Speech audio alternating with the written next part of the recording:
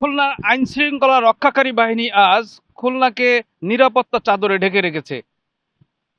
খুলনার মানুষের নিরাপত্তার কথা চিন্তা করে খুলনার প্রবেশদ্বার, পথের বাজার এবং আফিলগেট চেকপোস্ট, খুলনা সিটি বাইপাস যে চেকপোস্টটি আছে সেই চেকপোস্টে আজকে খুলনার প্রশাসন কঠোর অবস্থানে রয়েছে। বাংলাদেশ পুলিশ পথের বাজার এবং আফিলগেট চেকপোস্টের চিরুনি তল্লাশির মাধ্যমে অভিযান পরিচালিত করছে। খানজাহান আলী থানার অফিসার ইনচার্জ কবির হোসেনের সঙ্গে কথা বলবো। ধন্যবাদ ভাই। আপনি জানেন যে আমরা এরকম সবসময় আমরা নিরাপত্তাটাকে সবসময় বেশি গুরুত্ব দেই। থানার অফিসার ইনচার্জ হিসেবে আমি নিজেই দেখতেছেন ফিল্ডে নেমে গেছি। আমাদের শুধু খানজাহান থানা নয়, খুলনা মেট্রোপলিটন পুলিশের 8টি থানায় আমরা এরকমের নিরাপত্তার চাদরে বেষ্টন করে রেখেছি। কোথাও কোনো রকম যাতে অপ্রীতিকর কোনো ঘটনা না ঘটে সেজন্য আমরা সর্বোচ্চ সজাগ আছি। অ্যাটলিস্ট আমাদের শুধু এই বিশেষ অভিযান চলতে যায়, সে বিশেষ অভিযান উপলক্ষে শুধু খানজাহান থানায় 4টা চেকপোস্ট বৃদ্ধি করা হয়েছে। এরকম সর্বোপরি সমস্ত থানাতে এরকম চেকপোস্ট বৃদ্ধি করা হয়েছে। আমাদের যেহেতু আমরা একটা সীমান্ত এলাকায় আছি, জেলার সঙ্গে আমাদের সম্পৃক্ততা আছে বর্ডার বেল্টে, এই কারণে আমাদের এন্ট্রি পয়েন্ট যেটা চেকপোস্ট পথের বাজারে এবং আটরার, যেটা আমি এখন দাঁড়িয়ে কথা বলছি, এটা খুবই গুরুত্ব বহন করে। আর এই গুরুত্বের বিবেচনায় আমরা পর্যাপ্ত পুলিশ আইনি ব্যবস্থা নেওয়ার জন্য আমরা এখানে নেমে গেছি।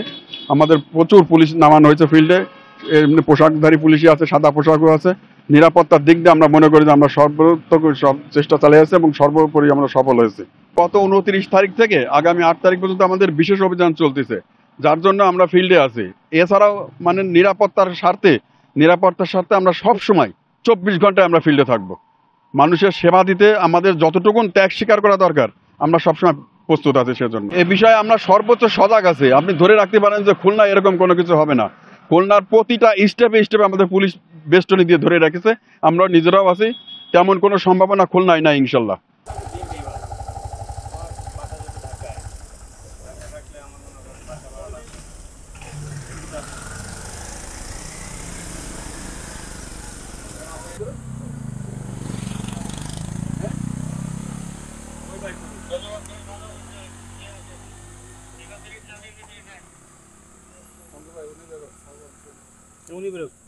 কোথায় যাবা তুমি?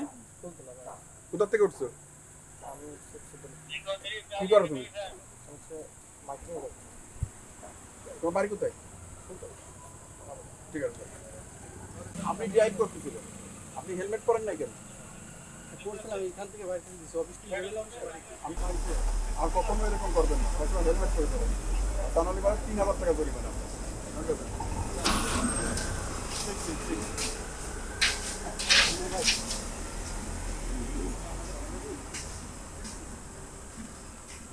আজকে মাসি পেলেন, তার মানে এই নয় যে আপনি রেগুলার মাসি পাবেন। এর পরবর্তীতে যদি কখনো হেলমেট ছাড়া বেরোচ্ছেন তো সবাই একটা মামলা করবে।